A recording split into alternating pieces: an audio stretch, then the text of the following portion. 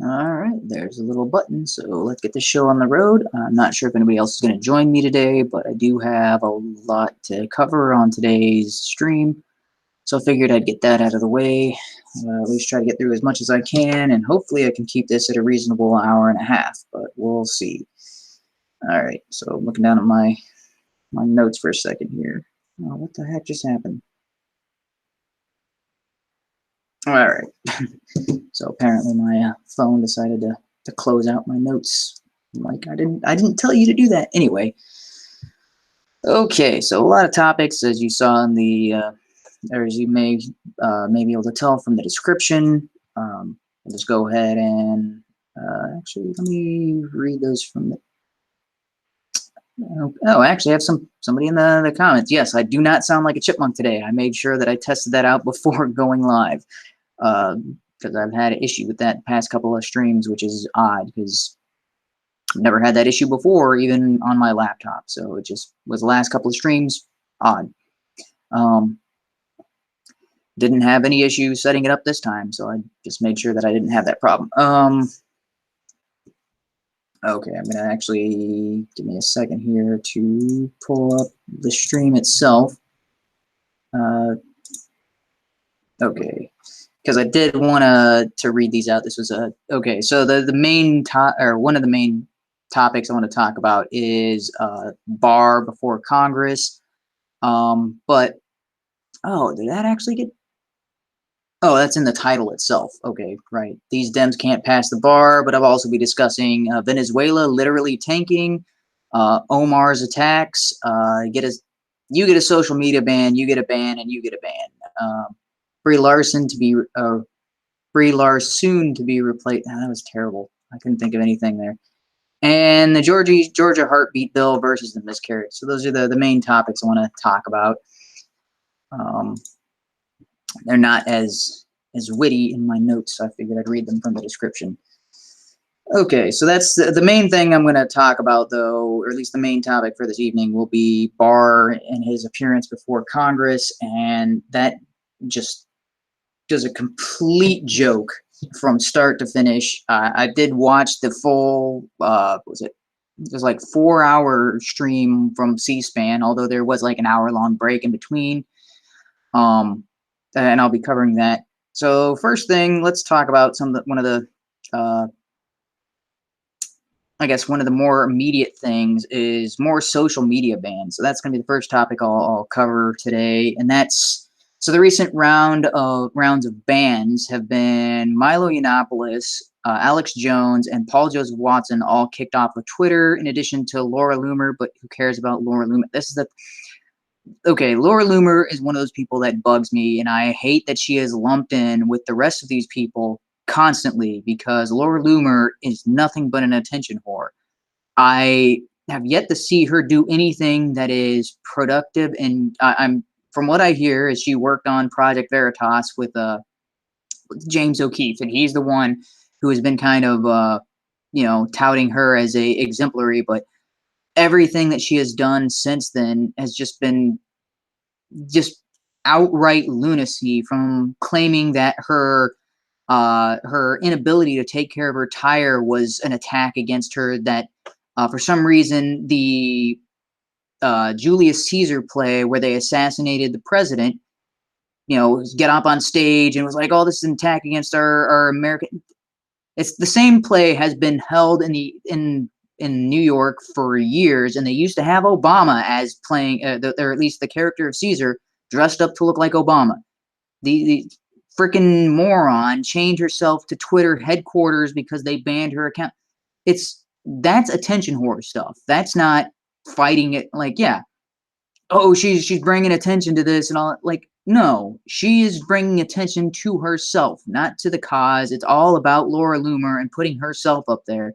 It's never, it's going to people's houses, and like, who's the recent one? Yeah, she was at Jack's house, so demanding he come outside and see her. That's the same crazy stuff that we despise people on the left for doing.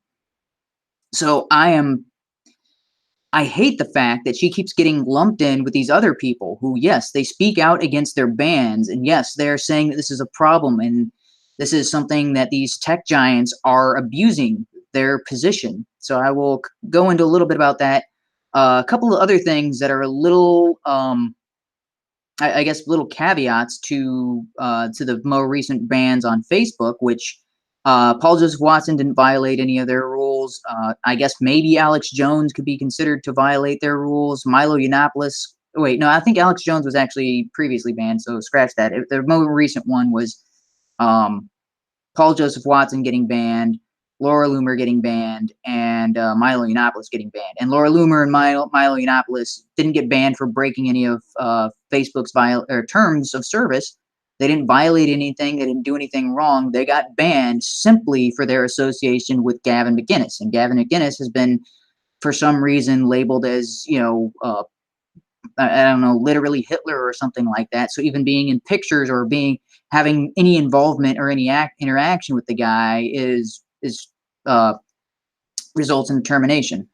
So some of the other things that have been going around is more recent bans on Twitter, and we'll touch on one of the subjects I'll talk about at the end of today's stream does touch on this, because another huge personality on Twitter, James Woods, the actor, known from playing the voice of Hades and from Disney's Hercules. He's a well-known actor, plays a lot of villains and bad guys. But he's come out as pretty staunchly conservative on Twitter, and he's been doing that pretty. I mean, his career is, it's not.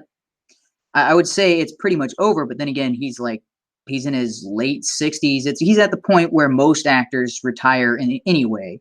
So he's taken that time to, to spend time with his family and stuff like that. He hasn't been actively pursuing roles, although I'm pretty sure if he wanted to, he could get roles on pretty much anything he wanted to. He was a pretty regularly reoccurring character on Family Guy as well.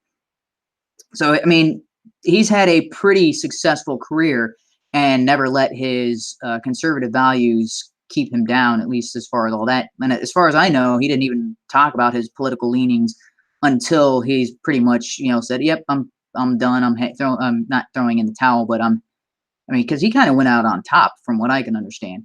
Anyway, pretty big conservative on Twitter. He was banned, but I think it was only for like a 2-week ban or something like that. Another account that was permanently banned was the AOC Parody account, and that's a new cog in the banning, or I guess maybe not a new cog, but a new something new in the censorship on social media platforms, because they said specifically, at least on Twitter's terms of services, that parody accounts were allowed so long as they were marked as parody accounts. And the AOC parody was clearly marked in the bio, so the profile and the bio, is that the two places? Yeah, it was in the account header and in the profile. I forget which one is which of the account. So those are two places Twitter says you need to label the account as a parody. And the reason that they cited it was banned was because people were mistaking it for the real account, which I've said, previously on the stream. Yeah, it's so close to her stupidity, it's uncanny. It's a little hard, it's really stupid. And people were pointing out that AOC's recent, or I don't know if she posted this on Twitter or if this was from somewhere else, but people have been talking about a video clip that AOC had where she's talking about her garbage disposal and has apparently never seen one before, although that's hard to believe. Garbage disposals. So, okay, all right, man, dude, tangents on tangents. I'm sorry about that. Usually I've got somebody to keep me in line, but this is all related, and I'll hopefully try to wrap this back up to the bans and all that sort of thing. Anyway, AOC was talking about her garbage disposal, and people are talking about how she's trying to pretend to be poor, and I'm like, that doesn't make any sense whatsoever. I was a cable installation guy, just a couple of, not even a, yeah, when was I doing cable? Anyway, doing cable installation less than 2 years ago, while I was between my primary job. And doing cable installation, you go to some, you know, some pretty rundown, terrible, like, I mean, talking about running cable underneath trailer parks that don't have any, like, the furniture is falling apart and they don't even have locks on their front door and all that sort of thing. And these, I mean, you know what I'm talking about, like where the house is falling apart, they don't take care of anything, and yet they're getting these, you know, really nice cable boxes and, you know, the super expensive cable plan and all that sort of thing. And they have garbage disposals. These are people, yeah, you're like, I can't believe they're paying like $100 a month for cable. This is probably out of their price range and all that sort of thing. Oh, those people have a garbage disposal. So the whole point she was trying to make, or trying, you know, like, oh, I'm just a normal human being. To me, it came off more like this is some uh, this is some well-to-do person who is trying to live like the normal commoners now. That's how it struck me, as someone who comes from an affluent family, who comes from money and has never had to do their own dishes, and that's what she strikes me as, someone who has had a lot, comes from a position of wealth where she had a, you know, possibly a cook, possibly maids or something like that. From what I understand, is her dad made a lot of money as an architect, and up until he passed away, they were making really good money. And it wasn't until he passed and they lost that lucrative income that she's kind of had to come back to reality and then had to work as a bartender and that sort of thing. That seems to be a more recent development, you know, probably since she's been in her, you know, mid 20s. Or I forget, like possibly late teens, early 20s is when she's had to switch over to that.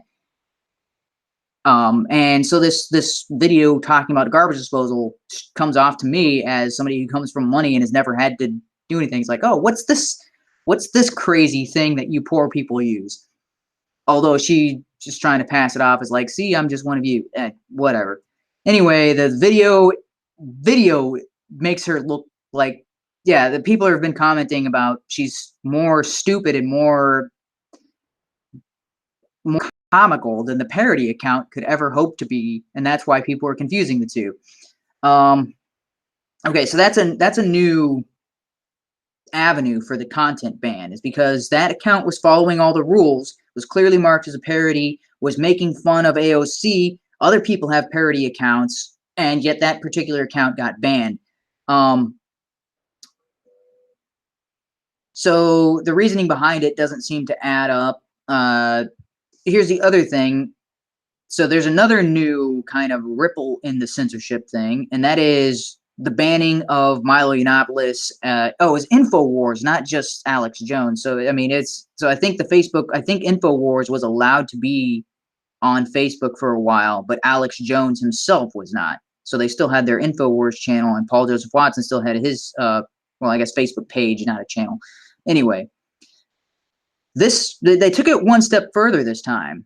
Now accounts who are posting material from Paul Joseph Watson or InfoWars or Milo Yiannopoulos are getting their accounts banned.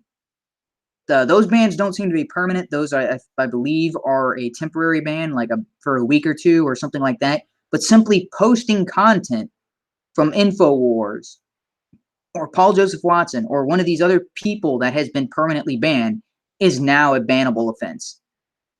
Which that's a new ripple that hasn't been done in these previous, you know, now before it was like, oh, you said something specifically or your account did something that was wrong. Now it's like, hey, all you're doing is posting some information. It's probably something, it could be anything mundane from these other accounts. Like, because I can understand, I mean, I can see the case that they're trying to make for Alex Jones when he's talking about, because he does go out on conspiracy tangents where he's talking about all this speculative stuff. I can see them saying, oh, that's the stuff we don't want spread. But when you're posting something from Alex Jones, like say a video clip from a rally that, like something that, what's her name? Millie Weaver does, where it's just kind of like man on the streets where they're going around and interviewing people on the streets. Posting that content, which is not conspiratorial, which is not some, you know, pushing some agenda. It's just interviewing people at events. Posting that is a bannable offense on Facebook if it comes from InfoWars. That's insane. That is the crazy levels of censorship. And I wish that I had gotten any kind of backing behind my platform, because this is exactly the kind of thing that my platform was intended, not intended to, could entirely circumvent. And it's a real shame that I couldn't find anybody willing to sponsor me, or anybody willing to, like, I couldn't get any kind of grassroots initiative around a platform. And now people are still on these platforms. People are still on Facebook and Twitter saying, oh, well, why don't you just build your own platform? And, oh, that's impossible, sort of thing. I'm like, no, it's not. The problem, it would take a while to build it up. See, the problem with other alternatives like Minds and Gab is they don't offer anything that is significantly new. Now, Minds, from what I hear, I was listening to Tim Pool was talking about a specific feature that is on Minds that is not available on any other type of platform. And Gab just released, well, not just released, I mean, it's been out for a couple of weeks now, this Dissenter, which is actually really amazing. It's this extension for your web browser that lets you basically lets you comment on any page, even a YouTube page where the comments are disabled. You just go into the Dissenter page, and YouTube can't do anything about that. And various web browsers and various sites have tried to stop Dissenter from doing its thing, but it's a browser extension, and so then they can just do a hotfix on the code, and, well, now it's available again. That's what they've been doing, and they've been keeping up with that. It becomes a game of whack-a-mole. And that's exactly what I was talking about with my platform itself. It would become a game of whack-a-mole, but rather than just being an extension on a web browser, you're talking about an entire network where if the person in charge was trying to keep people out of the network, they would be playing whack-a-mole. For every one they knock down, you know, 2 more would pop up. It's killing the Hydra or whatever. That's I don't know, I come up with more analogies, but that's the idea behind my network, was entirely built on the idea, what if someone wanted to stifle this network? What if somebody wanted to impose censorship on this network? What measures could I enact that would prevent someone from doing that? It's the same, and it's built off of, like, if you read the white paper behind Bitcoin, that's exactly the same intention that he had when he was building that particular platform. It was like, okay, let's start off with the assumption that all the participants are malicious. Okay, all the participants are malicious. Everybody's trying to cheat the system. How do you create a system where it makes that impossible for everybody to try to cheat the system? Where it actually makes it so that as long as, well, practically, as long as 51% of the network is using it correctly at a single given point in time, 49% of the network can have nothing but malicious intent, and the network still has its integrity. Theoretically, all it would require is 34% of the network being malicious, but still, that is an astronomical number of malicious actors all acting in unison. So that's the other thing. With that particular network, all either 34% or the 51%, depending on how you look at it, either way, they would all have to be acting in unison in order to achieve a malicious intent. If each of them is acting individually, their interests are going to conflict with each other, and they're not going to be able to succeed in violating such a network.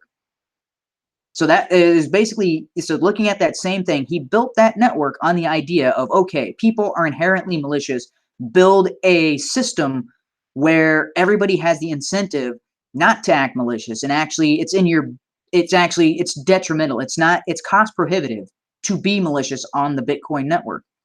And if you start building, you're like looking at other systems, like, which is what I did. I was like, okay, let's apply some of these same principles to a social media network. Okay, if I was running a social media network and you've got these independent actors or these independent creators, what are some ways that you can make it so that way, okay, if somebody does have malicious intent to censor this network, What tools can you provide content creators to avoid that censorship? Okay, build that into the infrastructure, because that's exactly what Bitcoin did. It built it into the infrastructure of its network. So if somebody did want to have something malicious, in order to do that on the Bitcoin network, they would have to completely change the core structure of the Bitcoin network and get everybody else to adopt their change. That's not going to happen. So with my idea of Funfair, in order for a network-wide change to be implemented along those same lines, it would have to be agreed upon by the majority of the market, or the majority of people using that network, similar to the way Bitcoin has votes on what to, votes on changes or patches that are included in that software. The only thing Funfair itself, like the corporation or the LLC that I was running, would have permission to, would be the website where you go to create accounts. The network itself is independent. There's nothing that I could personally do to control and manipulate that network. The only thing that I had access to was creating an account to join the network, and that was by design. That was essential for my particular system. Because if it was built on something like Ethereum, the network would be too slow. You couldn't stream video. You couldn't. It was not feasible for media content, similar to YouTube. So sorry for going down this side tangent here. Wasn't expecting to do this, but anyway, the core basis of my platform was a distributed ledger called Hashgraph, which is astronomically faster than anything Bitcoin could ever hope to do, because Bitcoin is limited. It's intentionally limited on how fast the network can go in order to achieve its security. If it allows too many transactions per second, then you're just going to have absolute chaos on that network. So it's intentionally throttled to, at its maximum speed, you're talking about maybe 10 transactions per second. With Hashgraph, the way that I'd set up my network, you're talking about hundreds of thousands of transactions per second. It's not even close, the speed. And you were talking about that much data going across and being kept secure and intact. The only way to achieve that is to have a closed network of people who can join and all that. But it also adds accountability to the network itself, at least from the point of, from my point of perspective as the administrator of Funfair. So the way, because you would have to go through my website in order to create an account and get access to the network. But once you have access to the network, everything is free form from there. But I needed to have some kind of gatekeeping mechanism in order to establish the network to begin with. But it's so while there is that central point of failure, it's not something that someone could leverage over anyone, because people are creating accounts anonymously. So it's one of those things, is it had to be done in order to create the network that was stable. But ultimately, you could create an account called Joe Bob and then link it to a bank account. And I'm like, okay, I guess that's Joe Bob. But Joe Bob in real life could be Alex Jones. How am I supposed to know? There's no documentation connecting Joe Bob to Alex Jones. I don't know the details of that personal bank account, and to look up that information would be I'm pretty sure that's a federal offense as far as unauthorized access to somebody's financial documentation. If I'm not mistaken, that's a federal offense. So if my company decided to, oh, I got this bank account, let's start to look up this personal details. Yeah, the litigation on that would be insane. Again, it's one of those things, is like, yeah, in order to try to censor people, I'd be shooting myself in the foot, and I'd be destroying my network, it's completely contradictory in terms. So I wish I had gotten more support behind that particular project. I wish I had gotten the funding that I was looking for, or possibly the word of mouth about that network. Didn't happen, but it was entirely to circumvent this sort of thing that's happening right now with Facebook and Twitter and, all these social media sites. YouTube is doing this sort of stuff too. All the major social media sites, they're all doing the same thing, and these smaller guys are not offering very much as other than their guarantee that they will support free speech. But then again, Twitter, when it started, it was a guarantee of free speech. Patreon, when it started, it guaranteed free speech. None of those content creators, or none of those big tech companies have lived up to their promises. Once they got big, they changed their tune. My network was designed specifically. It doesn't matter how big the network gets.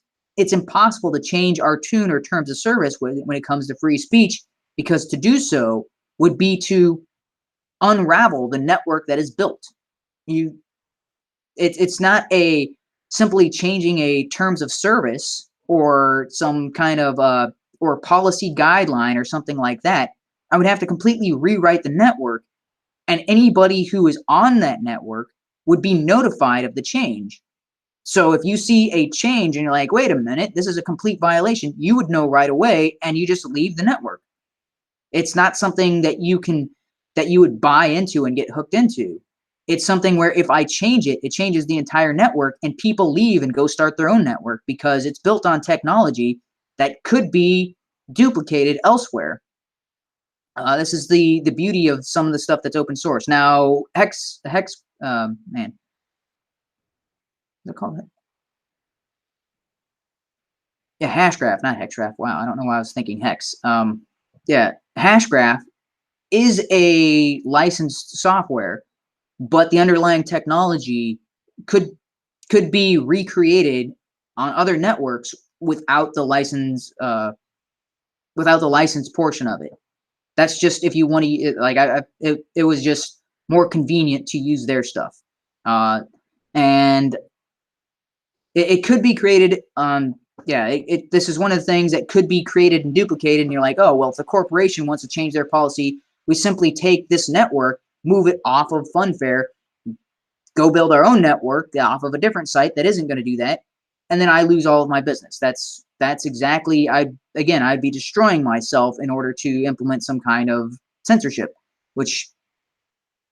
and it's one of those things is they wouldn't have to go and build their own. They would just take what's already there, and all they have to do is stand up a new entry point. It's again built on anarcho-capitalist principles. So it's that idea of distributed networks. And so if all of the power is in the hands of the people, they can go off and they can break away easily, take what is already there. They don't have to rebuild anything. That's the problem right now is with our current social media networks. Whenever somebody gets banned off of something or censored off of something, they have to rebuild from the ground up on a different platform. With the way mine was working is if like the hypothetical, like this huge, if I wanted to destroy my entire business model, if I wanted to destroy my entire platform, if I wanted to basically commit economic suicide on my platform, people wouldn't have to rebuild from the ground up. All of those distribution lists are their property according to the way my network works. So they would just go and import that network somewhere else, and they wouldn't have to rebuild anything from the ground up. They could take what's already there and move it to something else. That's I mean, it's, again, that's one of those things built into the platform to make it in my best interest to continue to support free speech. And I'm not just mine, because while I would be in charge of it the first however long, there's no guarantee I would be in charge of it the entire time. I mean, people are finite. We have lifespans. There's no, we also move on to different things. There's no guarantee I would be the sole owner of that for its entire existence. But it doesn't matter.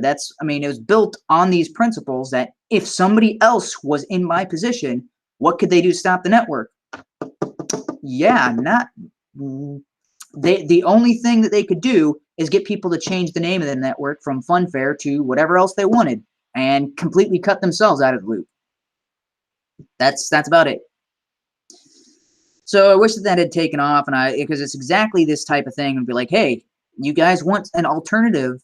This is exactly it. The other thing that my platform had that no other platform that I've ever seen was offering was rewards for simply participating. And I'm not talking about like rewards like what Minds was initially offering is like, oh, you get these dissenter points, or not dissenter points. What are they called? Mind coins, or I forget what it was. There was some kind of internal currency that you could use to boost your post, and that's it. Okay, it's like, oh, if you join World of Warcraft, here's a million gil. It's like, well, what's the point of this? Well, you can spend it in the game. Is it gil? No. I think Warcraft uses silver and gold and maybe platinum or something like that. I don't remember. It's been too long since I played WoW. But you get what I'm saying. It's like, okay, you get some in-system currency that you can only use to buy things in the system. Big whoop. As if you ever leave the system, what good does that do you? My system was specifically had a monetary compensation tied to US dollars. So there was a reward system where, hey, you got, granted, I don't know how much I could compensate people up front, because that depends on how many people were joining the network, how much I had in my in the lottery pool. Granted, that's, when I say lottery, people think, oh, then you're talking about illegal gambling. I'm like, no, according to the law, that's what I was offering was not illegal. It was not a raffle. Nobody was paying in for it. It was the, hey, we're giving out rewards based on participation. You don't have to pay anything in, so there's no gambling aspect of it. There's no illegal aspect of it. It's the same thing as going on with these websites is, hey, play this game for 5 minutes and you have a chance of winning $100 or whatever. It's along the same rules. It's like, hey, join this website for a day. You have a chance of winning 5, 10, whatever the reward ends up being. That would all be dynamic based on the system and how many participants, how much was in them, how much was being circulated. Yeah. So and the other thing is my system had payment built in from day one. I had a payment system and a payment network built in from day one, and that's, yeah. So it's, like I said, sorry to keep going on and on about my platform, but it resolved all of these issues. Nobody wants it though. Nobody cared. Nobody was willing to help me get that off the ground. Or at least nobody who had the means or the persuasion, despite me reaching out to people like, Roaming Millennial and who was the other person? So yeah, the only person who was had my back on this was Matt Christensen and Rebecca from Beauty and the Beta.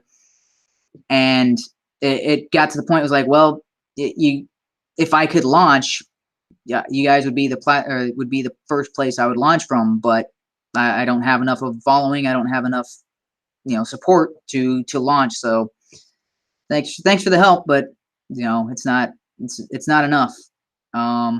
So I guess so. The other one who was supporting me was Mr. Dapperton. He made a couple of videos where he did advertise that. I got a little bit of circulation of people talking about it and spreading it, but not enough to warrant a full launch. I needed somewhere above 100,000 users within the first month in order to sustain the platform that I built. And based on users' interaction with me specifically and people talking about it, and at most I would have had, and this is, at most there would have been 2,000 people that showed up, which is a far cry from what I needed.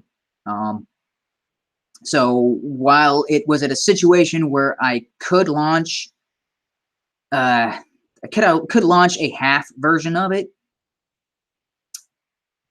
it would cost me more money to run every month than it would be earning me, and it would not be sustainable. And within a month or two, it would have completely crashed. Actually, probably less than a month. It probably would have probably caused me to go bankrupt to try to run it for a month without being able to make ends meet.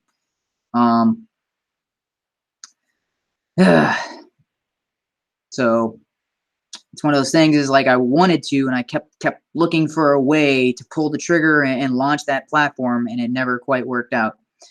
All right, too much time on that. So I was hoping that was going to be the smaller topic, and then I went on tangent after tangent. Sorry about that. I do have that habit. And now I set my phone somewhere and don't know where it went. Oh. Okay, so what was next on the agenda? All right. Okay, so this is the smaller. So I don't know if you guys saw this, but apparently people were talking about Captain Marvel, and despite all of, and not just Captain Marvel, Brie Larson herself, and despite all of the efforts to be super inclusive and woke SJW, Captain Marvel is now being called out for not being gay or a person of color and being asked to step down so that way Captain Marvel can be a black lesbian. And that's what and it's not just one person. It was on several different sites where like, you know, I forget. I think it was like Slate and BuzzFeed, maybe one of the others. I don't know if those are the exact. I know I saw it in multiple articles. We're talking about this sort of thing. Is like, yeah, she's SJW, but she's not SJW enough type thing. Those weren't their exact words, but yeah, they're like, oh, it doesn't go far enough. It's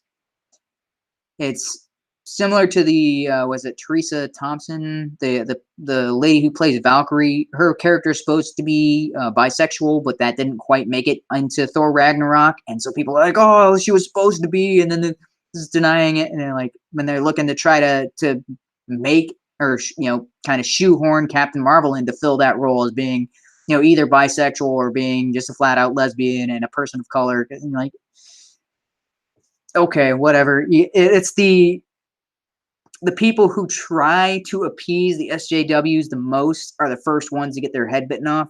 That's just kind of funny. That they're going after her for being woke but not being woke enough. All right. Another smaller topic is so Omar.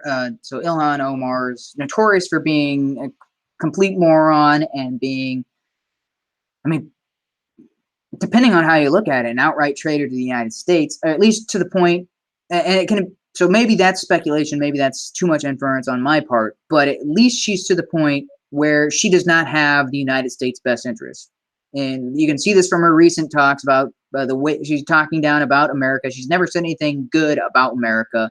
Anytime she does talk about America, it's always America's not good enough for her. It doesn't support her agenda enough, you know, doesn't support Muslims or anything like that, despite her anti-Semitic remarks.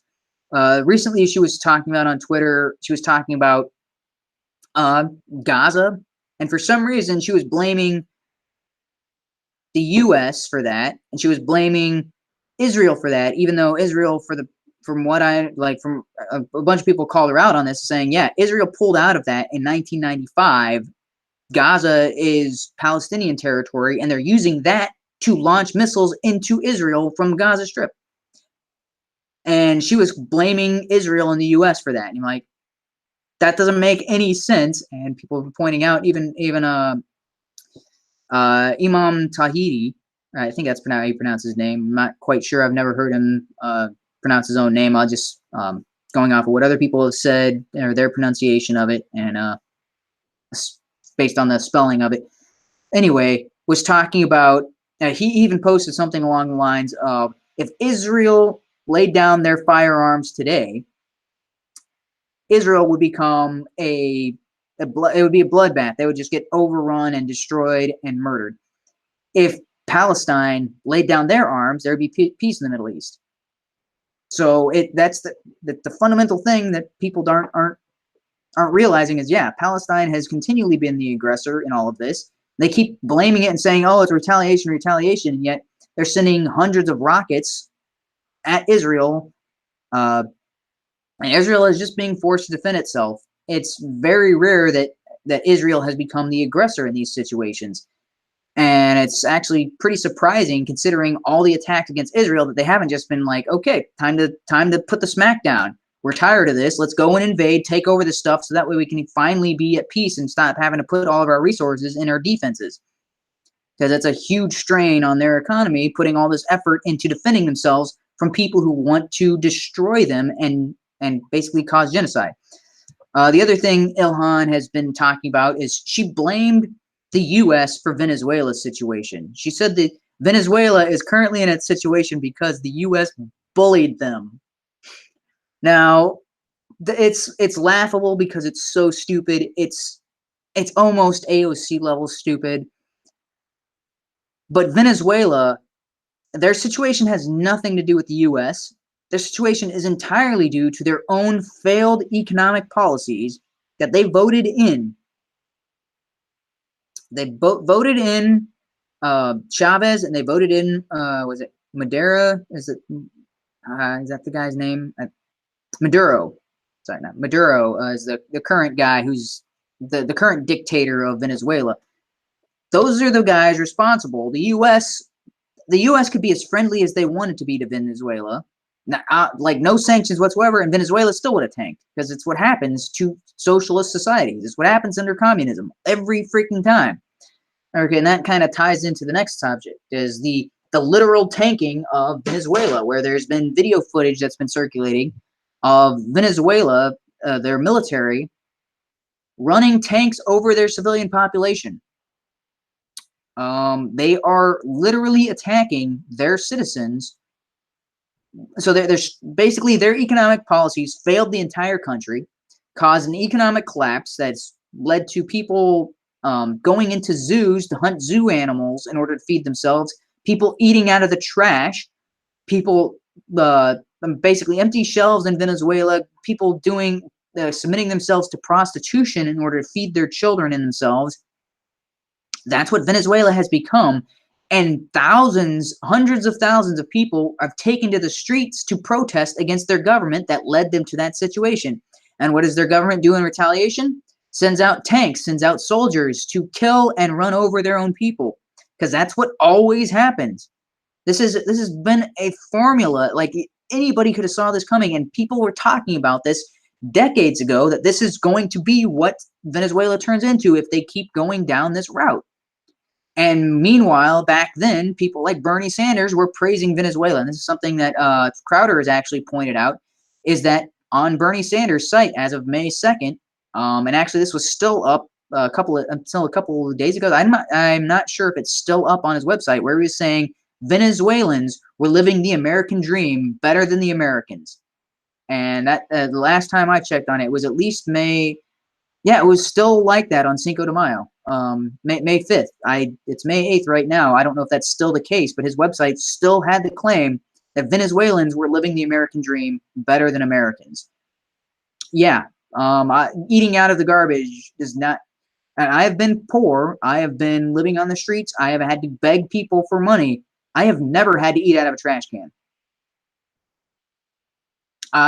Even poor people in Vegas and Atlanta, they don't, even the people who are homeless do not have to eat out of trash cans.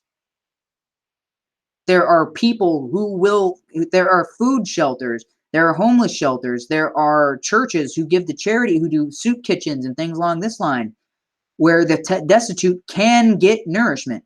In Venezuela, even people who have good jobs are struggling to get food. It's the complete reverse. In the United States, even the poor, even the unfortunate, even the jobless have it better than the rich in Venezuela.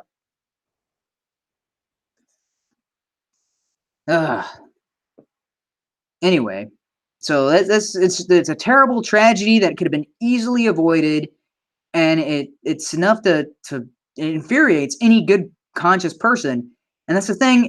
So this Stefan Mauna Lu had this pretty big rant about this, where he was talking about people have called him a racist. People have called him, alt-right, and he doesn't care about poor people. He doesn't care about brown people. And he's like, yeah, but if they had listened to what I am saying, had they followed these principles, had they avoided socialism, hundreds of thousands of brown people would be better off right now.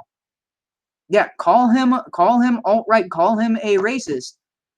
Doesn't matter. Had they actually taken the advice that he's been saying for decades, had they avoided socialism like he and others have advocated, then hundreds of thousands of brown people would be alive and not be starving right now. They wouldn't be run over by their own government. They wouldn't be attacked and killed in the streets. It's one of those stupid things. It's like, yeah, hate the person, say he's this racist bigot, but had they actually adopted what he was saying, it would have saved the lives of people he supposedly hates. This is all nonsense, and it is very, very aggravating to talk about these subjects and to discuss this sort of thing. And while I'm on things that aggravate me and make me get under my skin, here's something that should be praiseworthy. It's one of those few times where government actually protects the people rather than abuses them, and it's something that should be celebrated, because it's a rarity in our society today where people are granted more rights or have their rights protected rather than abused by the government. And I'm talking specifically about the heartbeat bills that have been going around. And one of the more recent one was Georgia. They passed HB 481. It is it's being dubbed a heartbeat bill because this is one of those things that has been adopted by several states now. And the idea is, or one of the things that it specifically mentions, is that as soon as the heartbeat of a developing human being is detected, that life is now protected and has all of the same protections as a born child before this bill was passed. Prior to that, a child in utero from 0 weeks to 9 months and until the point of birth did not have these kinds of protection. In Georgia, actually, Georgia may have had some kind of restriction, like 28 weeks is the maximum or anything or something like that. I am not certain. I don't know the specific specifications for each individual states.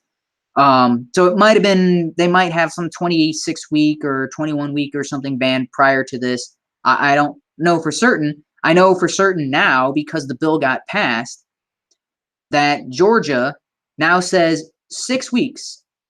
As soon as a heartbeat is detected, so it could be earlier than 6 weeks, but on average, about 6 weeks into the pregnancy, the heartbeat can be detected. And as soon as that heartbeat is detected, that is now protected by the state from harm. That means you cannot abort that child.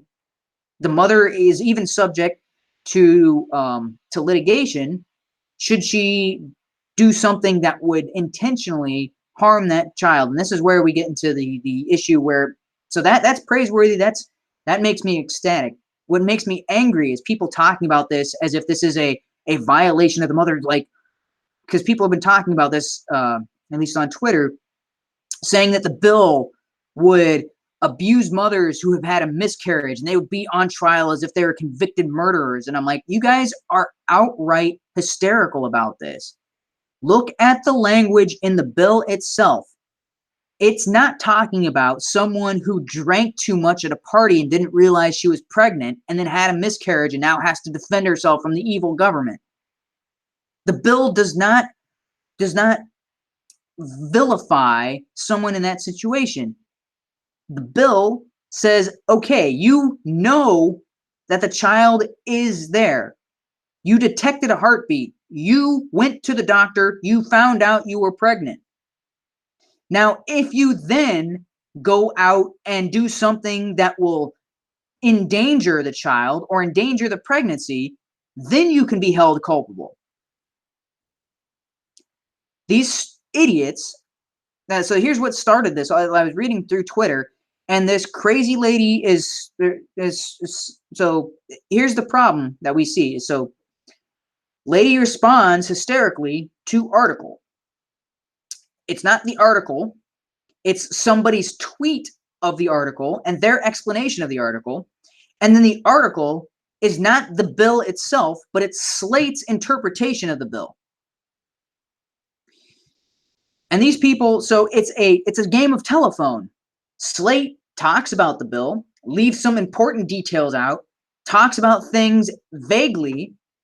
Guy tweets about this, talks about how terrible it is, and makes it even more vague.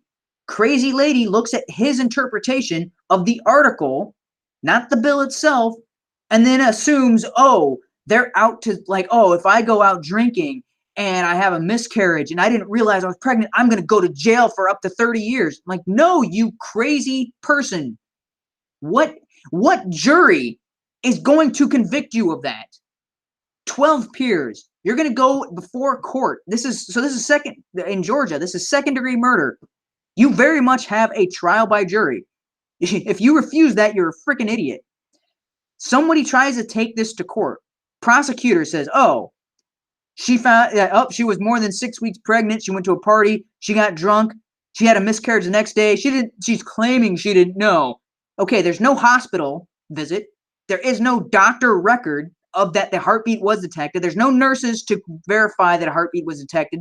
There is no support and any medical support that she knew she was pregnant. Prosecutor's going to spend several years investigating this.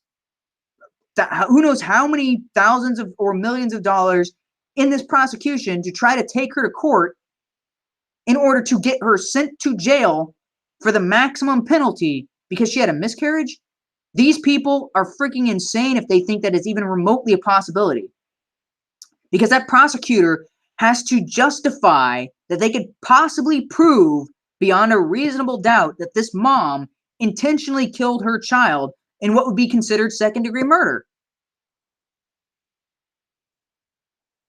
That is insane. What jury of 12 people is going to look at this situation and possibly conclude, oh yeah, she definitely knew she was doing. She knew that, yeah, this was going to endanger her child. So first degree is the intent and planning and all that sort of thing to kill somebody. That goes above and beyond. That's like a serial killer and murder. Second degree is sometimes a crime of passion or like a momentary lapse. Like, so there's third degree is manslaughter, where it's like criminal negligence. Like, yeah, drunk driving would fall under manslaughter. This is considered second degree because, yeah, you know that there's a potential that you are going to end somebody's life. This drunk driving is kind of like, okay, you were just doing something stupid and you didn't think about the consequences of it, and those consequences led to the death of someone else. That's where we get into the manslaughter territory. Second degree is kind of between the two. First degree is, yeah, you definitely knew you were going to kill somebody. You went out and you physically did the thing to kill them. Second degree is kind of a mix between the two. Is like, yes, you may have planned it out, although you didn't directly kill the person, right? This is something where you would, so second degree could kind of be along the lines of, there was a girlfriend who was talking her boyfriend into committing suicide. He committed suicide and she was charged with second degree because, yeah, she didn't actually kill him, but she was manipulating him. She kept telling him to kill himself. She kept, she was giving him strategies on how to kill himself. She was advising him on the best way to do it. And that's like, yes, that is second degree murder. So this is kind of in the same boat. It's like, yes, you didn't physically kill the child, but you took every step short of cutting its throat in order to terminate its life. That's second degree murder. Second degree murder is also in the case of where someone does have a child that is born, like say a 2-week-old, and they abandon them for a week. That is also second degree murder. That's not manslaughter. It's in between because, yes, you didn't physically kill the child. You didn't strangle them or shake them or cut their head off or throw them in an oven or something like that. But you abandon them for a week to survive on their own, which a 2-week-old can't do. That's second degree murder. This is the same lines as second degree murder. Now, in order to prove this, you would have to get prosecution that proves that you know that those actions would lead to the termination of your child. If you don't know the child exists, yeah, good luck proving that in court. Good luck prosecuting someone for a second degree crime when they don't know they're pregnant and everybody else is like, oh, I didn't know she was pregnant. There's no proof that she knew she was pregnant. There's no doctor's report, which is what it says, outlines this in the bill itself, that there has to be medical records that this person is alive, and that is determined by the heartbeat. If none of that occurs, the person cannot be held accountable for the life of that infant. Now, unfortunately, this may have a side effect of people not going to the doctor, not getting diagnosed with a pregnancy, not doing anything. Like they could go, they could be 4 to 6 months along and not have had any doctor's visit because they don't want Although at that point, it'd be really hard to say, "Oh, I didn't know I was pregnant. I thought I was just fat." For I guess for some certain people, there are reports of larger women who don't realize that they are pregnant and they give birth in a bathroom stall. Um, but loud, it's so those types of things maybe, but again, you're talking about a jury of your peers would have to agree beyond a reasonable doubt that you knew you were pregnant, and they could look at photo evidence, they could look at video evidence, there could be, they would talk to interview people who knew you, and if you're not a big, a large person to begin with, and you have this noticeable belly bump, and people keep asking you if you're pregnant, you're like, oh no, I'm not pregnant, I'm not pregnant, I'm not pregnant, and then, oh, miscarriage, oh, I didn't know. You have to give some people some credibility that they're going to be able to look at this and come to a reasonable conclusion, and more likely than not, this is not going to be abused to put innocent people in jail. Now, there should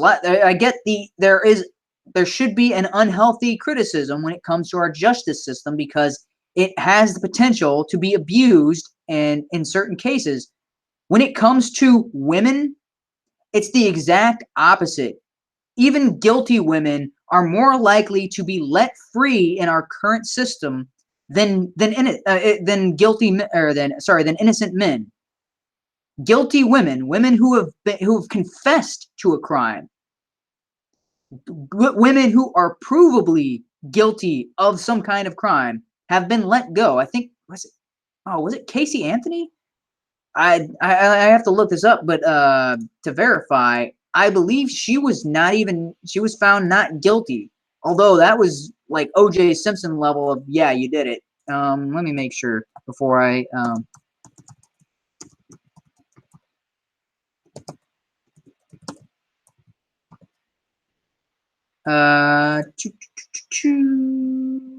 yeah, not guilty.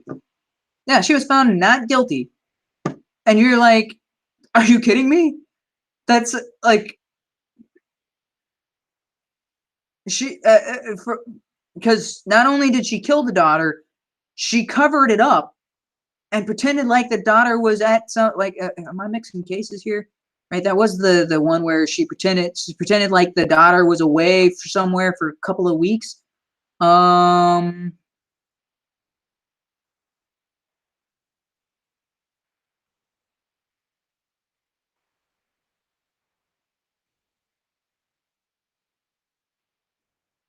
Yeah.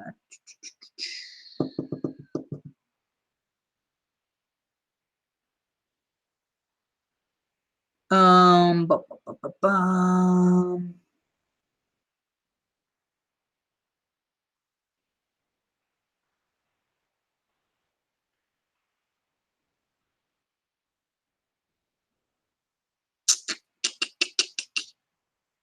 Yeah, I don't think I have time to, but yeah, everybody's like, yeah, she's definitely going to jail. She's guilty of this. There's it from all the reports, the testimonies, and all that sort of thing. It looked like it was beyond a reasonable doubt, and the jury still was like, nope, not guilty.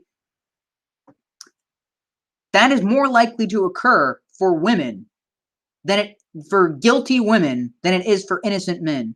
And these people are out there like, oh, they're going to get people for miscarriages. They're going to be putting people in jail left or right. This is Handmaid's Tale. I'm like, you guys, do you live in reality? This is utter insanity. And even some people who are normally very logical, like, so women online who are libertarian on these sorts of things, usually pretty rational in their comments, and they're going hysterical on this too. And I'm like,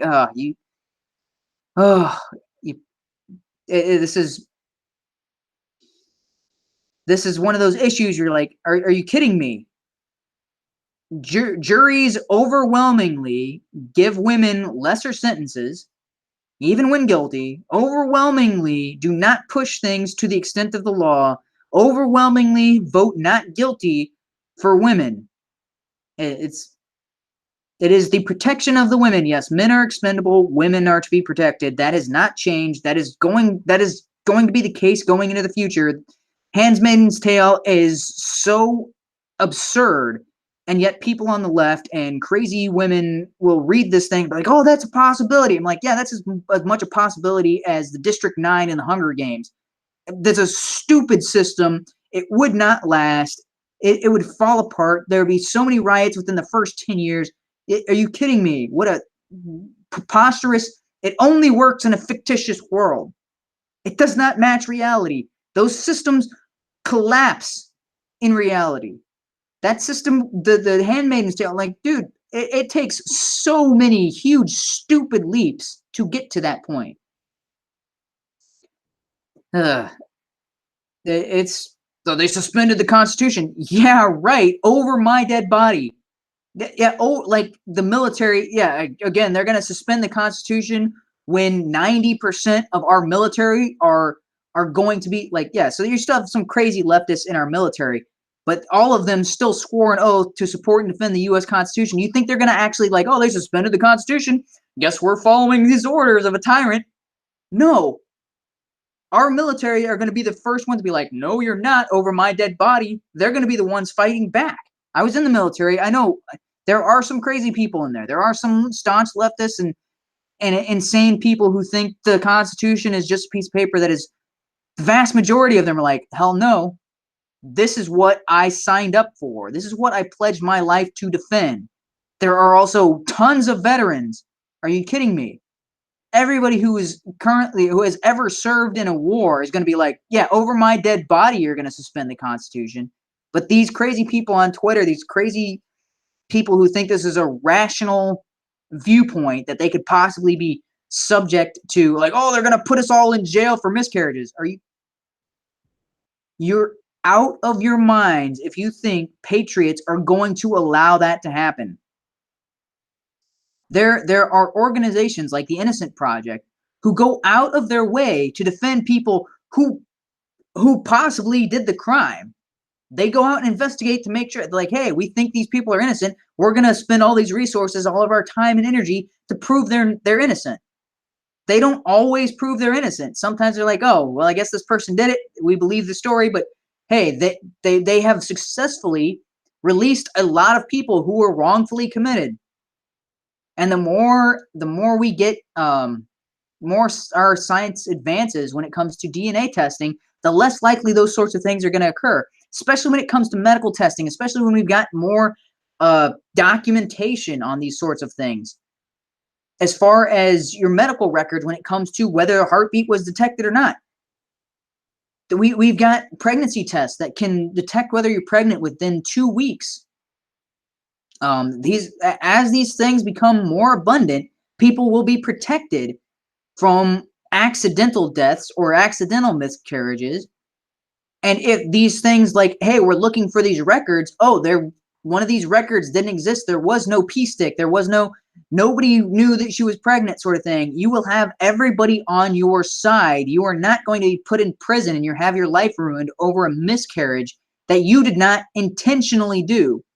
On the other hand, if you do have documentation, you went to a doctor and you got a second and third opinion that yes, you are indeed pregnant, you have records of this, and then you go out and you try to drink yourself to death in order to kill that child, well, that's no different from going to a doctor and attempting to get an abortion, which was banned under this law in Georgia.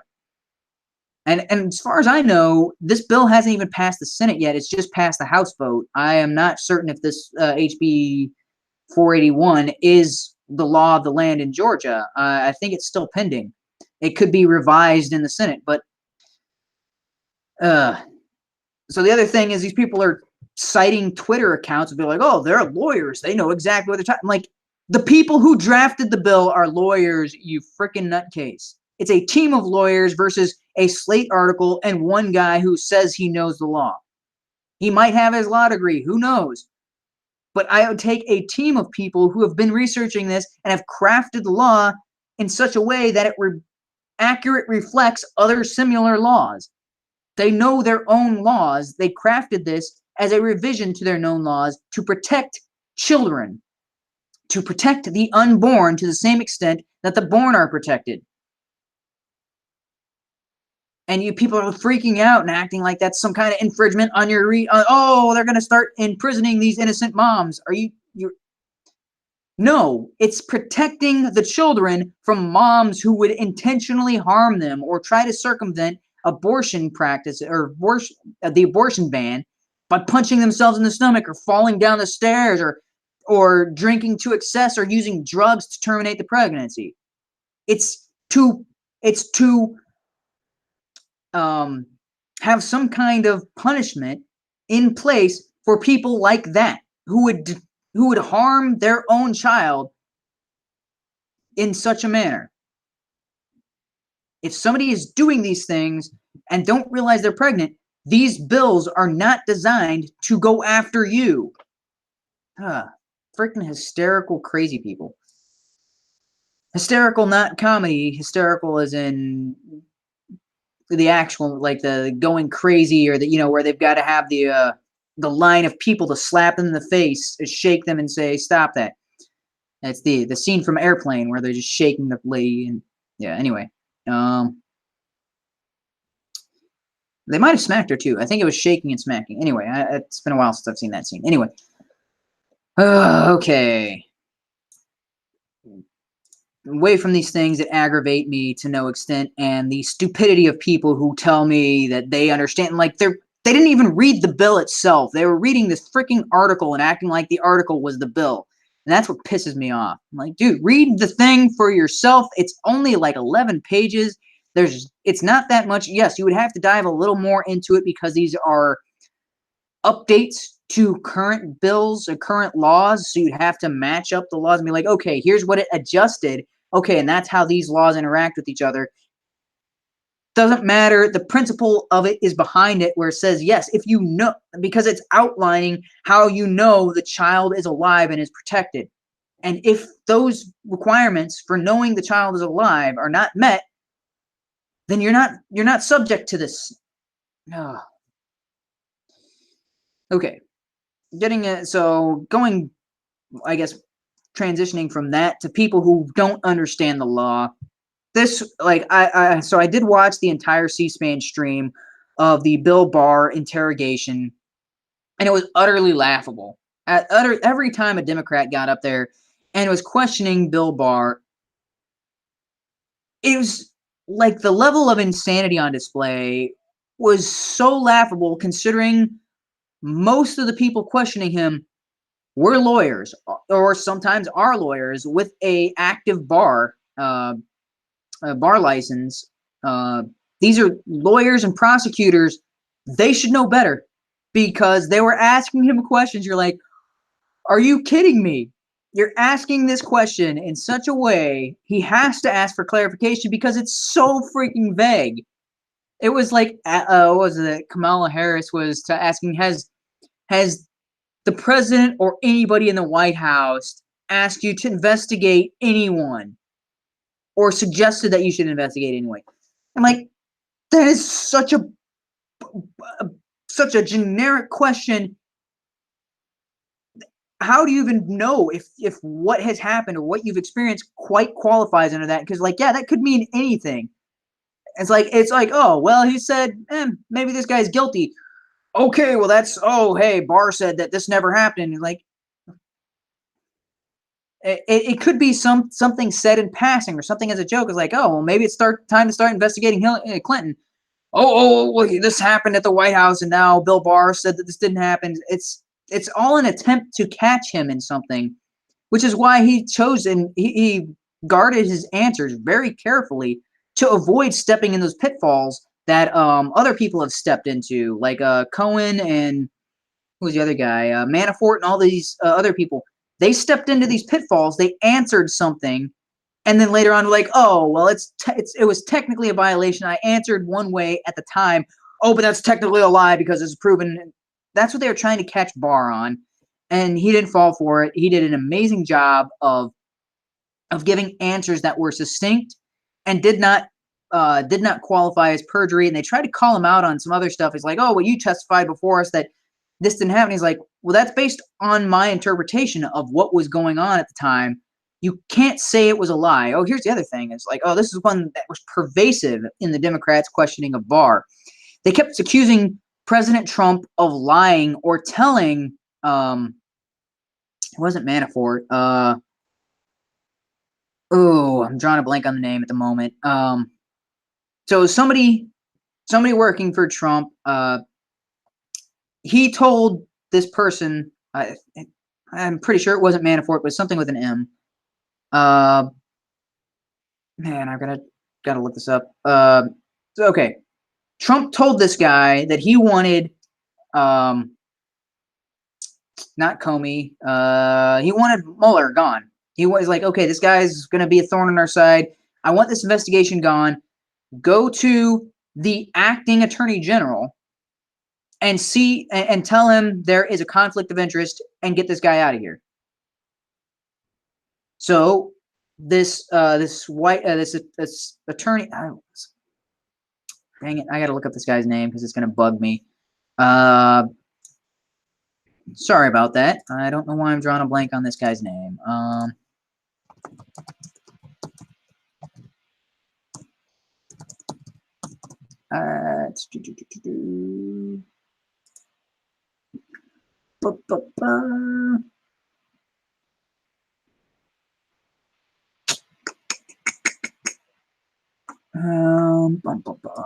Sorry about that.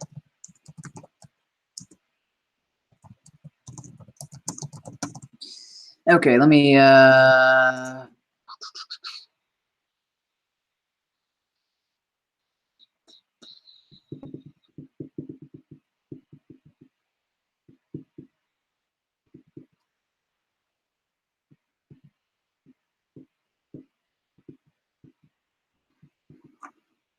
let me see. Dang it. Where is...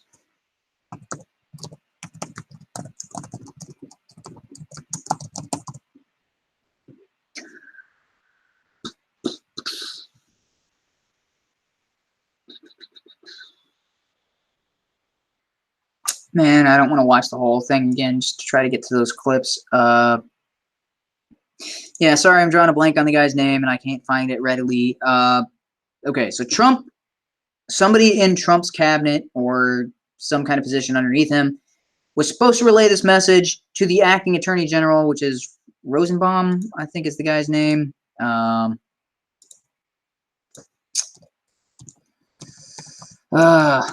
sorry, it has been Rosenstein.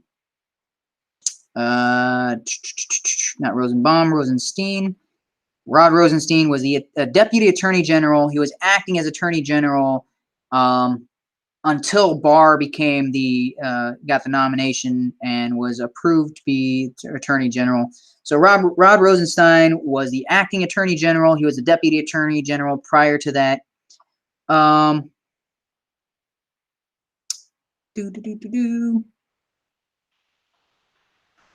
Maybe this article has his name. McCabe.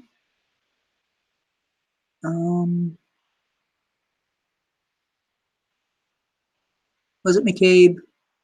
I think that's the right name.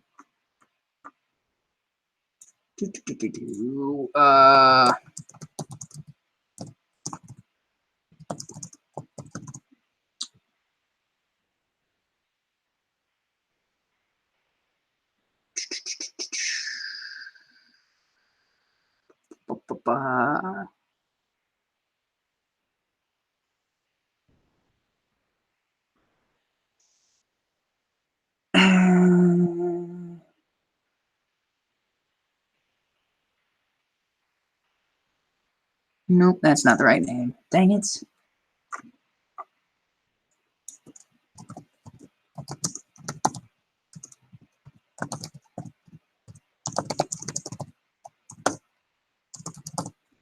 Actually, I think this was referring to Comey, not Mueller.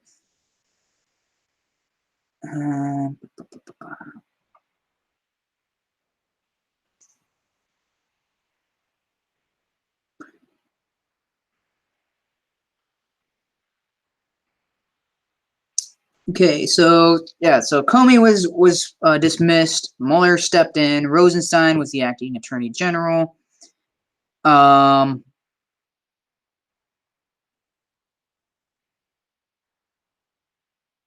Yeah, okay, so it was McCabe. Okay, so Trump tells McCabe that whatever, Mueller's got to go. He's not. Comey's got to go. He's not reliable. He's got conflict of interest and all that sort of thing. McCabe testifies before Congress saying that Trump. So Trump says this sort of thing. McCabe goes to Rosenstein. McCabe was telling of Trump that whatever he's saying that there's a conflict of interest, but there isn't an actual conflict of interest. What he's saying is kind of hysterical. They can't do anything on this. It's going to look bad on them if they do end up letting Comey go.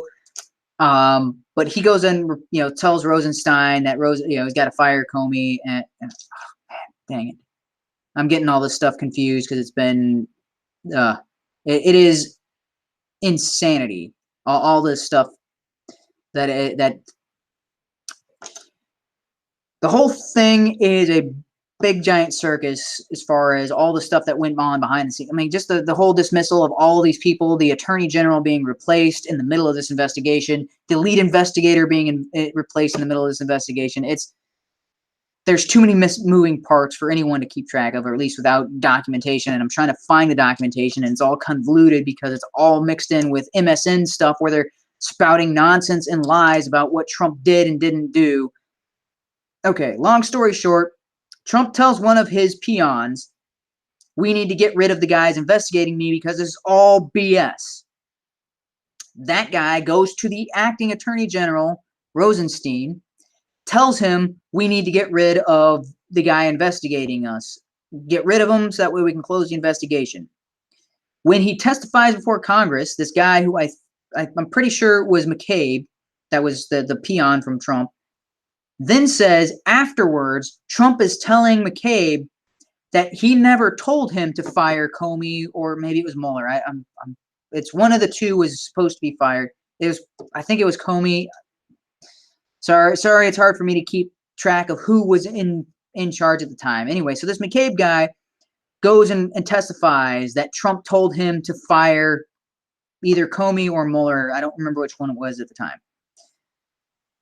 And then Trump's like, no, I never told you to say that. I never outright said we're going to fire him. You go and correct the record.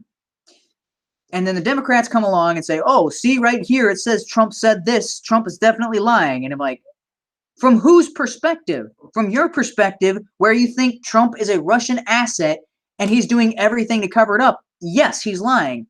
Now, the defense for Trump is going to come along and say, no, that's not a lie, because Trump was looking for McCabe to correct the record, because Trump never said the words, fire the lead investigator, the special prosecutor.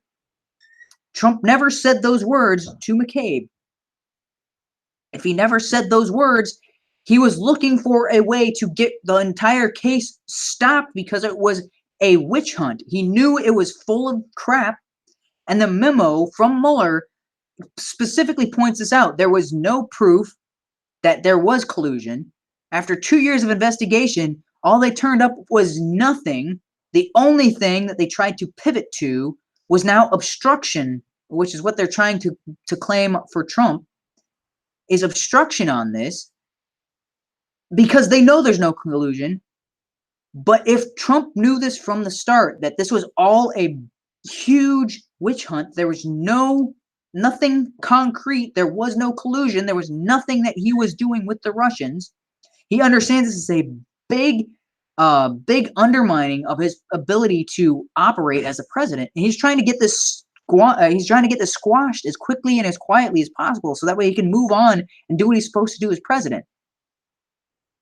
Coming from that perspective, nothing he did was obstruction. Nothing he did was telling someone to lie. If anything, he's trying to get people to correct the record and be like, whoa, I never said to fire them. I was looking for this to be shut down because it's crap. Doing so is not obstruction of justice. But this guy is out there claiming, I want to shut this down. I want to fire all these people because they're investigating me. That's not the case. He's trying to get the record corrected, and that's where Bill Barr came out on on Trump's side and actually had a rational perspective. Is like, yeah, if we try to prosecute on this is we're grasping at straws. This is not something we can prove in court beyond a reasonable doubt. This doesn't pass muster. We can't prove collusion. There is no support for that. And because we can't prove collusion, all of this stuff about obstruction, it's meaningless. We cannot prove a case that Trump obstructed justice. Nothing we do here, if we go to court over this, it's going to be long and drawn out. It's going to be a waste of more taxpayer dollars. And in the end, Trump's going to walk away clean because we cannot prove beyond a reasonable doubt that obstruction of justice. He came off and he gave these sorts of arguments like, yeah, well, they would just argue they would argue this case. The reason the Democrats were so convinced that there was obstruction of justice is because they're only seeing one perspective. They're only seeing the side of Trump is guilty and he's trying to cover it up. That doesn't work in the court of law. That is not something that would pass. And this is a stupid thing because most of these people are lawyers.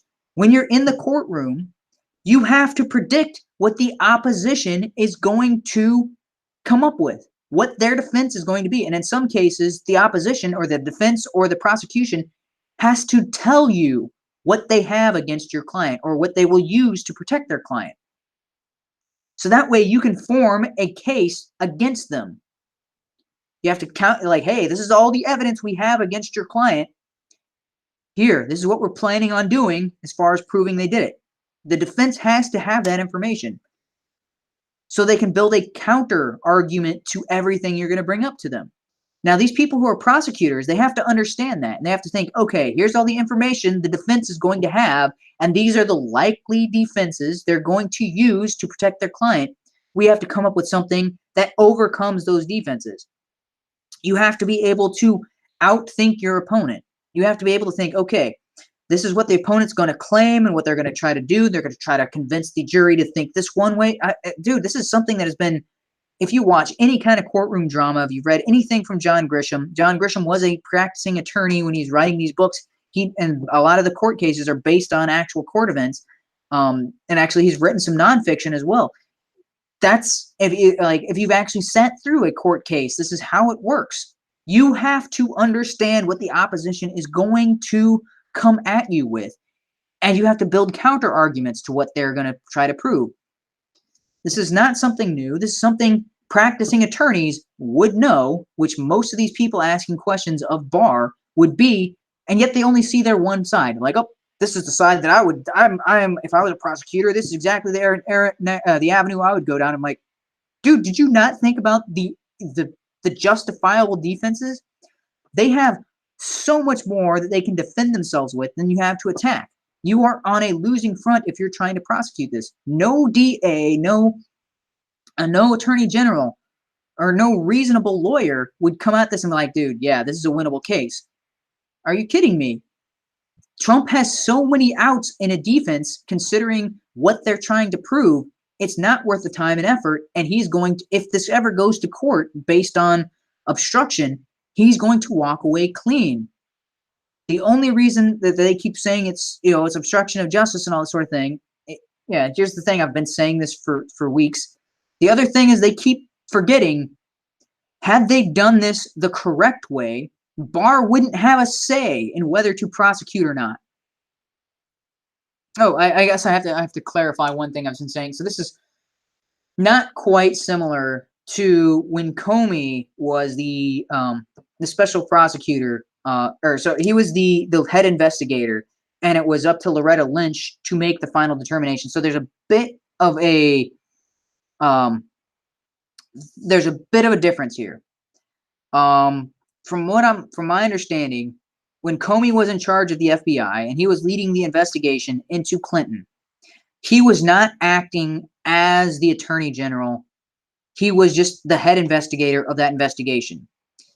It seems that since Mueller was investigating the sitting president, he was assigned what is called a special prosecutor for this event, which gives him the same abilities, or at least some of the similar abilities, as the attorney general. Because Barr said this during his testimony, that Robert Mueller, as the special investigator on this case, was acting in the stead of the attorney general, that he had the same ability to determine whether to prosecute as if he was the attorney general.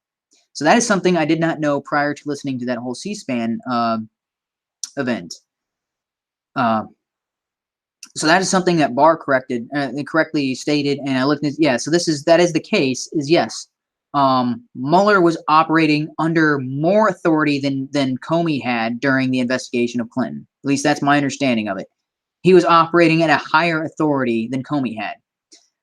So which is odd, because it was kind of the opposite version, is Loretta Lynch said she would agree with whatever Comey determined would happen. And Comey made the decision not to prosecute Clinton, despite listing out a whole bunch of things that she should have been prosecuted for, but opted not to prosecute. And then Loretta Lynch, as the actual Attorney General,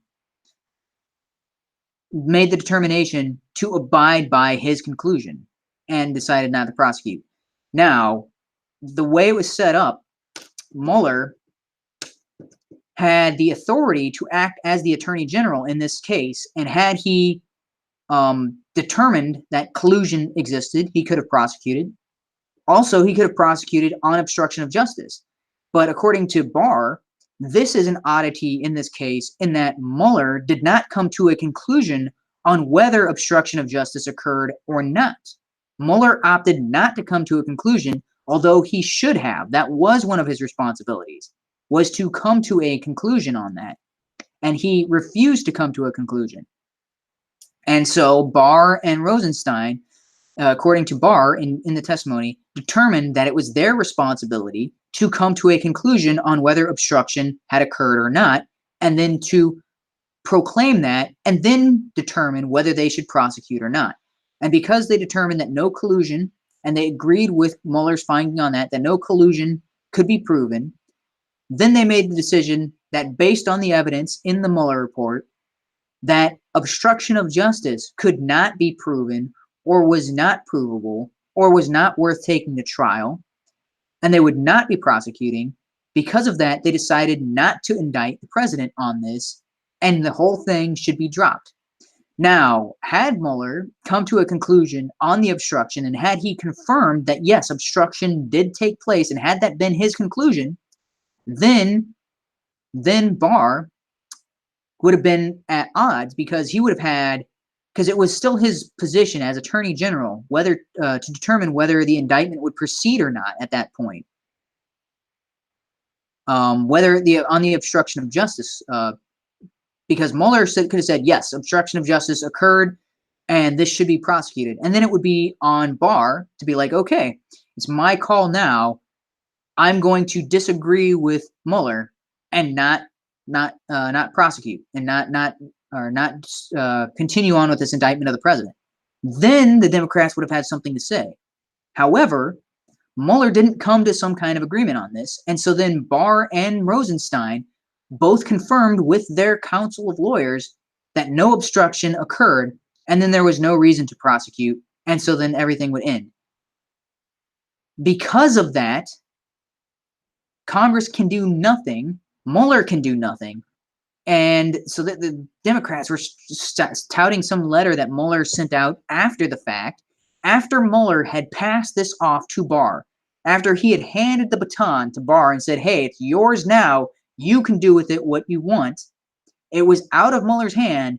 Then Mueller sent him a letter after the fact saying that he was not satisfied with the summary or the conclusion of the report that Barr had presented to Congress.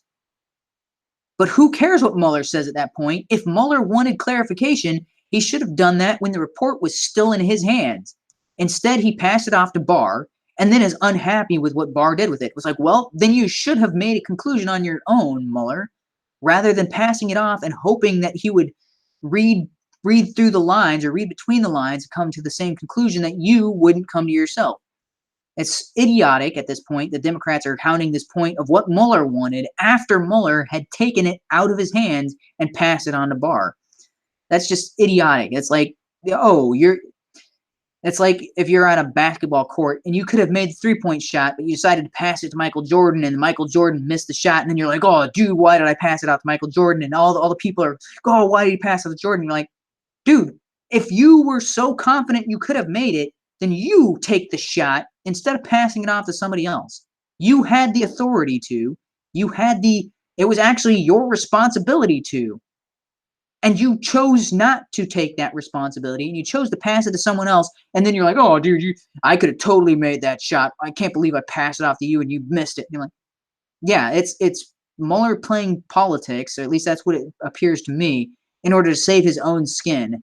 He opted not to make a declaration because he didn't want either, he wanted to toe the line and sit on the fence rather than making a decision so as not to not offend either Trump and his campaign and then get dismissed as the head of the FBI or the special investigator of the FBI, because Comey was recently dismissed. So he was trying to avoid that. It's like, well, if I come to a conclusion on this, then maybe Trump is going to kick me off. But if I don't come to a conclusion on this, then the Democrats are going to hate me. I'll just sit on the fence and be in between and then have both sides pissed at me.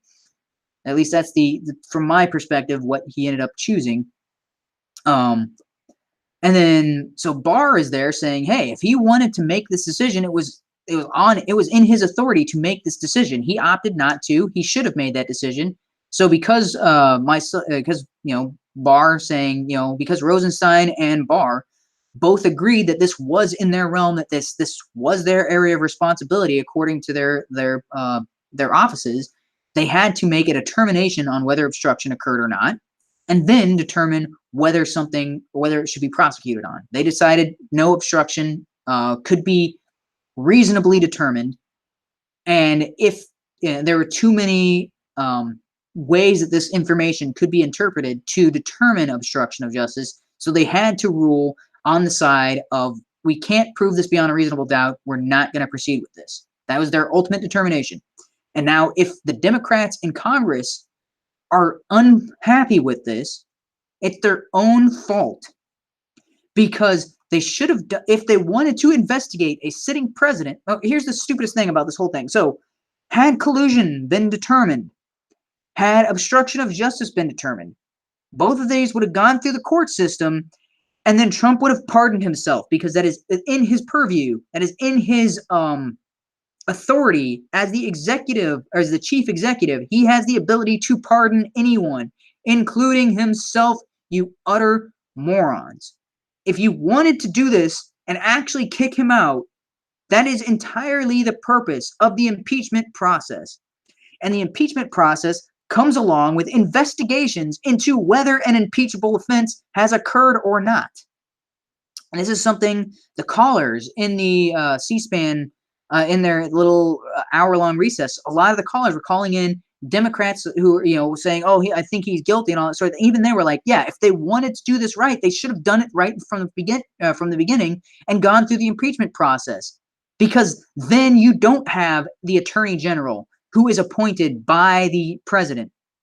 Then you don't have the head of the FBI who's also appointed by the president. You don't have those people in charge of the investigation. Instead, you have somebody outside of the president's authority, members of Congress who are not appointed by the president, who are not subject to the jurisdiction of the president, members of Congress who can investigate in whether a crime or whether impeachable offense has occurred in the presidency. That's entirely the purpose of that particular avenue that is inserted into the Congress, or into the Constitution of the United States. It's giving the Congress the authority to investigate a criminal president who has the executive branch under his thumb. It's an avenue outside of that for them to investigate. And yet they refuse to use it because they know this is all BS. It's all a political stunt in order to take away the authority, or it's in order to take away any kind of momentum that Trump could have built up during his presidency. This is all political shenanigans in order to try to get him either to undermine his authority so he can't get anything done while as the acting president, and also to undermine his chances of becoming president again in 2020. This is all BS, and Barr called it out in that testimony. They are trying to weaponize the judicial branch, or the executive branch, and the Department of Justice for political purposes. That's entirely what this whole thing has been, and it's pretty obvious, and that's exactly why Barr is saying that he's going to investigate the source of these investigations when it comes to this. Although there was, so for the most part, the Republicans had pretty decent investigations. Their questions seemed to be in line with what was actually in the report. A lot of the Democrats were just spouting things that they knew were incorrect. Oh, I started on this tangent about Trump. So they kept saying that Trump had been lying and telling somebody to lie. And what they, which I'm surprised Barr didn't say, is like, in order for something to be a lie, you have to know the reality of the situation and then say something that is the opposite of that. From Trump's perspective, he didn't know that there was no collusion, that Russia wasn't interfering with the election, because that was one of the other things. Like, oh, he said that Russia didn't interfere with the election, and then, oh, according to this Mueller report, Russia did investigate. Oh, that means Trump was lying. And I'm like, you can't lie about something you don't know about. He had no knowledge of the depths of the Russian interference with the election. So he can say, yeah, Russia didn't interfere with the election. I won fair and square. And that's not a lie. Now, it came out later that, oh, Russia had more of an impact on the election than we anticipated. Although the depths of that, the impact of that interference seems to be pretty negligible, because no one was talking about a redoing of the votes based on that. And you're like, yeah, sure, they bought ads and they were doing all this stuff to try to undermine our election. What was the impact of it? Oh, nobody cares. Nobody's brought that up, because apparently the impact was minimal, according to the Mueller report. And you're like, if they had found some significant impact of it, that would have been, oh yeah, maybe this is not a legitimate presidency, because the Russian interference with our election completely changed the results, and maybe they would have been different had Russia not. Like, nobody's making those claims.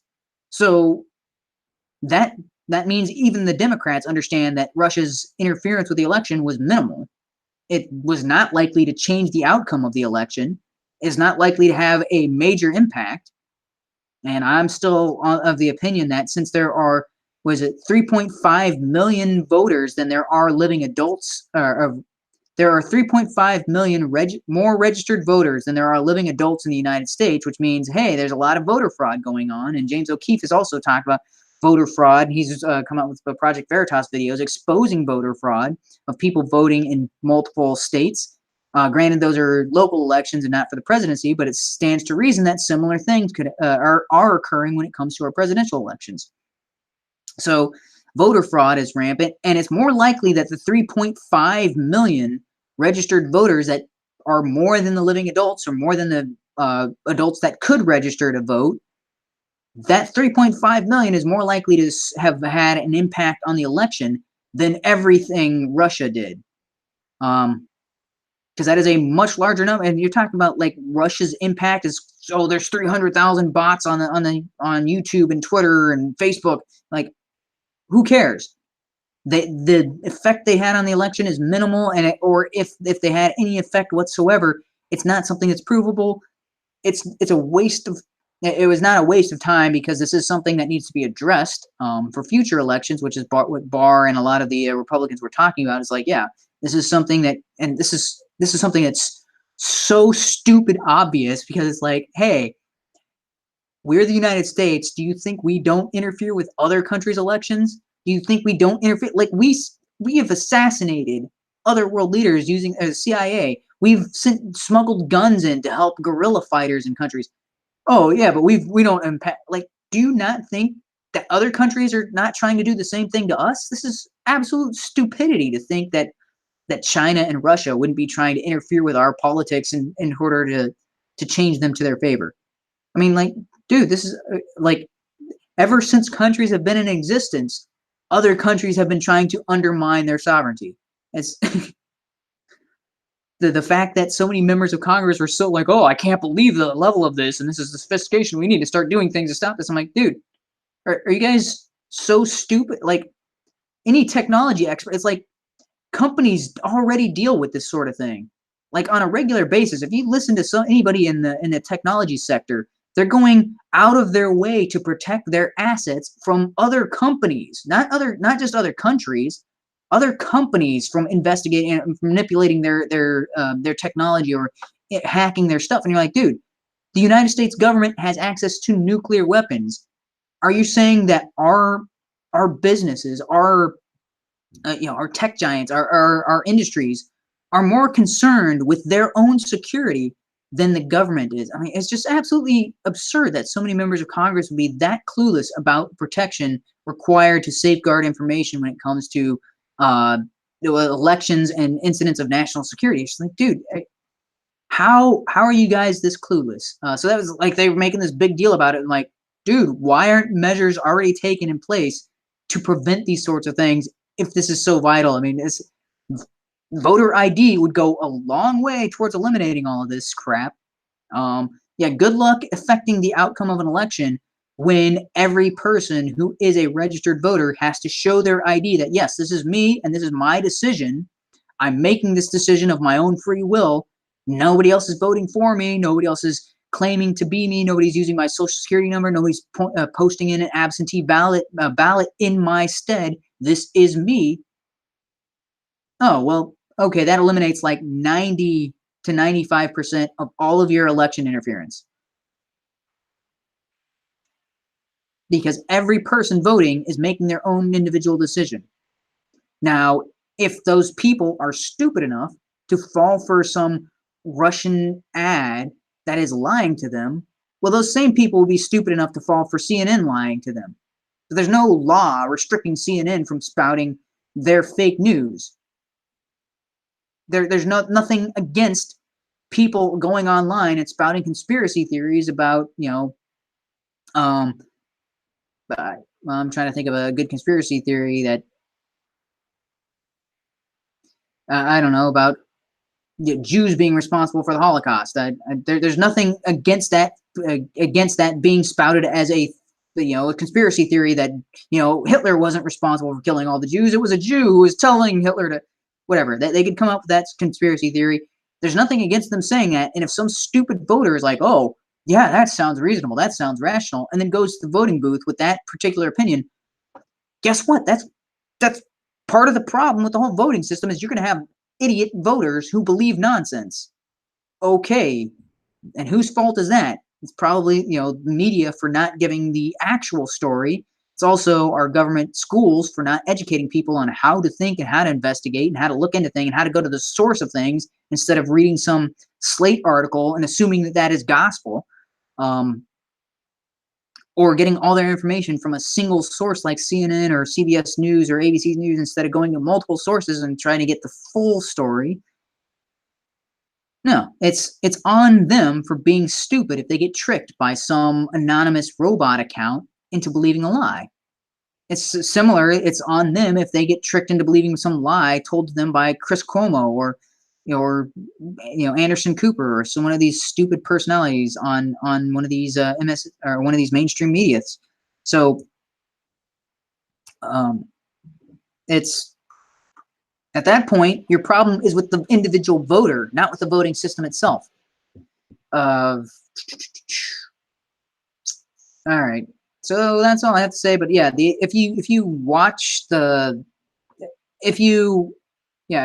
sit down and watch the clips from CNN, I know I'm getting kind of angry at the whole process, but when I was listening to it, I was on the plane ride. I had it stored on my phone and was listening to that while I was in flight over the weekend. Dude, I was just cracking up every time one of those Democrats got on there and started questioning him. I'm like, dude, how do you guys not understand this process?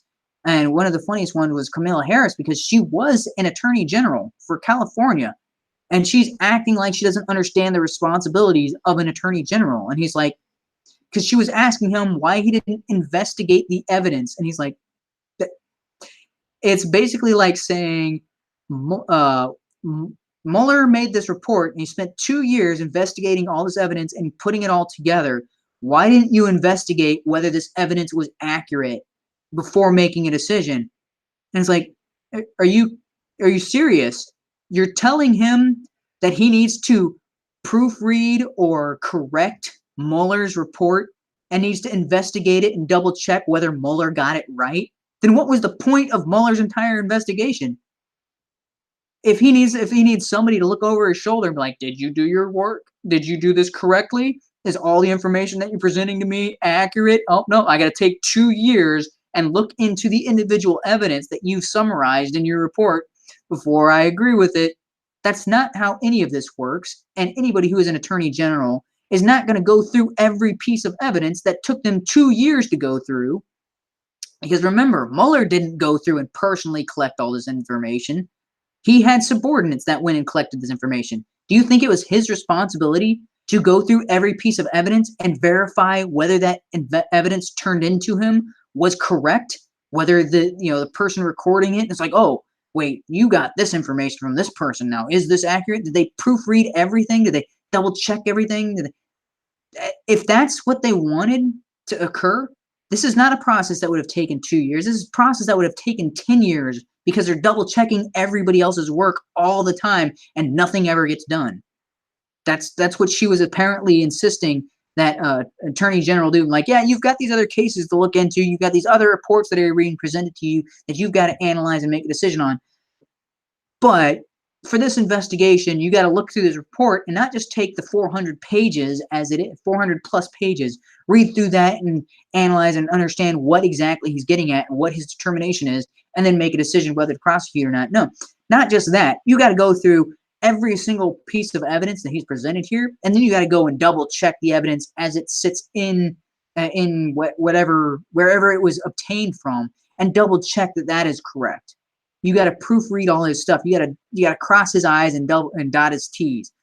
That's not the right. I said that backwards. Cross his T's and dot his I's. Whatever.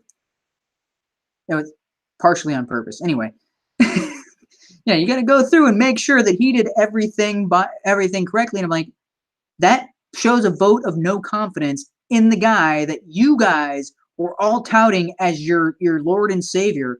And singing "We Wish You a Mueller Christmas," that you've been touting, like as soon as that Mueller report comes out, and then as the Mueller report comes out, everybody's like, "Oh no, can't trust Mueller. He's bad at his job. We need somebody to go through and make sure that he came to the right conclusion." Absolute insanity. And watching it in real time, I had to stop the video so many times because I was about to about to laugh at these people's faces. I'm like, you guys understand the law better than I do. How are you this bad at it? And Barr goes above and beyond by calling them out on their crap whenever they try to pull it. And he's like, yeah, that doesn't make any sense. This is not how this works. One thing he didn't call them out on is understanding that in order for something to be a lie, the person has to know what the truth is.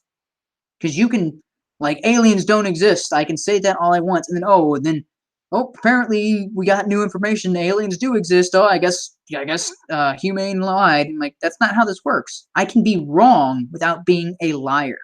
In order to be a liar, I have to. So being a liar would be something like, if I throw my wallet, I throw my wallet up in the air, it's going to stay up in the air forever. Well, that would be a lie because I know that throwing something up in the air it's not going to remain aloft. It's going to eventually come down. Oh, I throw this ball into the air, it's going to stay up there indefinitely. Well, that right there would be a lie because I know better. Now, making a claim like, well, if you go faster than the speed of light, if you go faster than the speed of light, if you're in a train that's going the speed of light and you run inside of it, you're technically going faster than the speed of light, right? Like, well, I could argue for that, and then, hey, we could go, if we ever get to that point in our technology and we actually test this and measure it, and we find that my conclusion was incorrect, that doesn't make me a liar. Anybody who proposes a scientific hypothesis and then is proven wrong isn't a liar. He's just wrong. You can be wrong without being a liar. And that's what Barr should have told the Democrats, but that's one thing that he should have said but didn't.